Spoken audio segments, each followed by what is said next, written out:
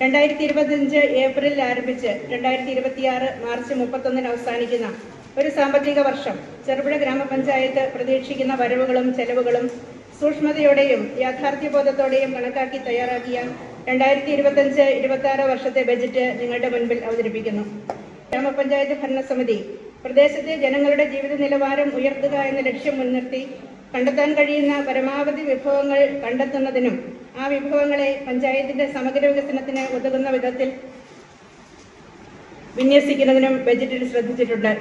ഗ്രാമപഞ്ചായത്തിന്റെ വികസന പദ്ധതികളും ദൈനംദിന ചെലവുകളും നടത്തുന്നതിനും മറ്റ് അനിവാര്യ ചുമതലകൾ നിറവേറ്റുന്നതിനും സർക്കാർ ഗ്രാന്റുകളും പഞ്ചായത്തിന്റെ തനത് വരുമാനവും വിനിയോഗിച്ചു വരുന്നു.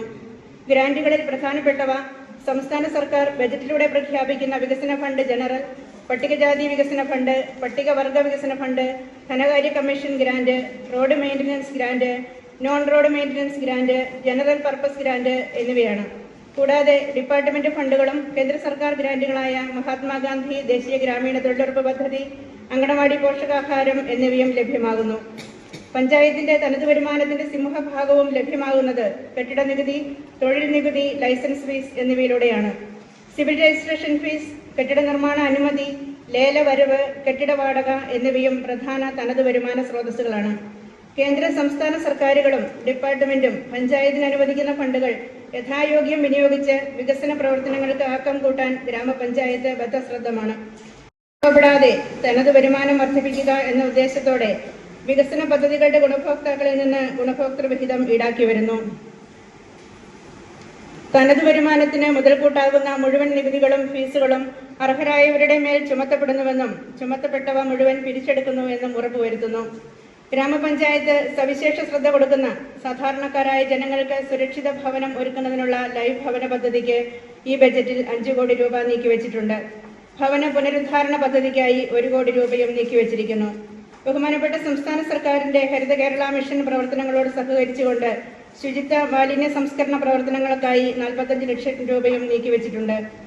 ഉൽപാദന മേഖലയിൽ കാർഷിക പദ്ധതികൾക്ക് 37,30,000 രൂപയും, മൃഗസംരക്ഷണത്തിന് 13,42,600 രൂപയും, പാൽവില സബ്സിഡിക്കായി 15 ലക്ഷം രൂപയും വകയിരുത്തിയിട്ടുണ്ട്.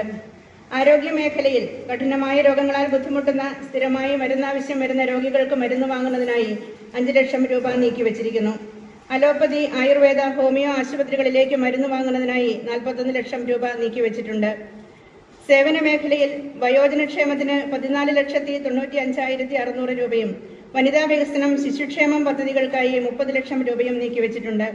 ശാരീരിക മാനസിക വെല്ലുവിളി നേരിടുന്നവർക്കായി 14,95,600 രൂപയും, പട്ടികജാതി ക്ഷേമത്തിന് 17,96,000 രൂപയും, പട്ടികവർഗക്ഷേമത്തിന് 30,91,000 രൂപയും നീക്കിവച്ചിരിക്കുന്നു. പശ്ചാത്തല മേഖലയിൽ ഗ്രാമീണ റോഡുകൾ, കെട്ടിടങ്ങൾ, വീട് വികസനത്തിന് മെയിൻ്റനൻസ് റോഡ് 3,74,000 രൂപയും, നോൺ റോഡ് ഇനത്തിൽ 7,03,000 രൂപയും വകയിരുത്തുന്നു.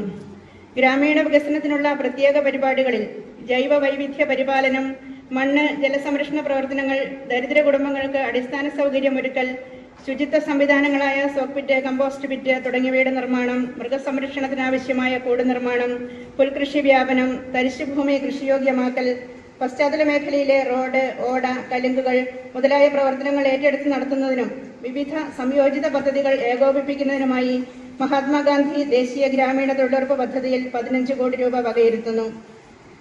48,17,14,521 രൂപ വരവും 46,49,59,800 രൂപ ചെലവും 1,67,54,721 രൂപ നീക്കി ബാക്കിയും പ്രതീക്ഷിക്കുന്ന 2025-26 ബജറ്റിന്റെ വിശദവിവരങ്ങൾ ഇവിടെ അവതരിപ്പിക്കട്ടെ.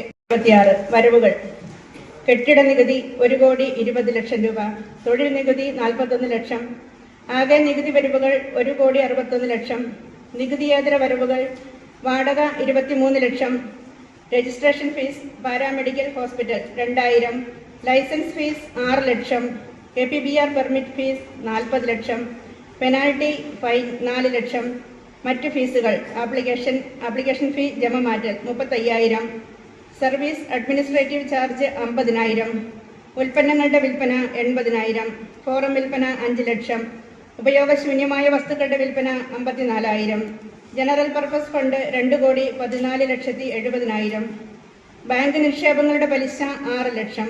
മറ്റ് വരവുകൾ 5 ലക്ഷം. ആകെ നികുതിയേതര വരവ് 3,05,91,000 രൂപ.